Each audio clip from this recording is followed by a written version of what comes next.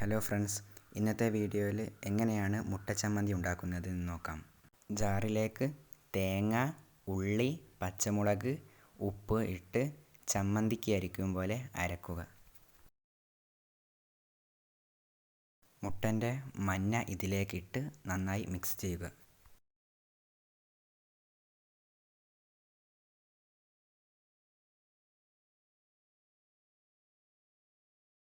ഓരോ മുട്ടയിലും ഇതുപോലെ ചമ്മന്തി വെച്ച് കൊടുക്കുക.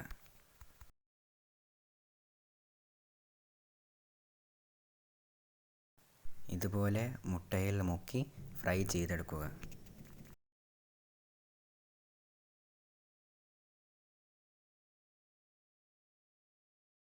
ഫ്രൈ ആയതിനു ശേഷം എണ്ണയിൽ നിന്ന് മാറ്റി വെക്കുക. വീഡിയോ ഇഷ്ടമായാൽ ലൈക്ക് ചെയ്യാനും ചാനൽ സബ്സ്ക്രൈബ് ചെയ്യാനും മറക്കരുത്.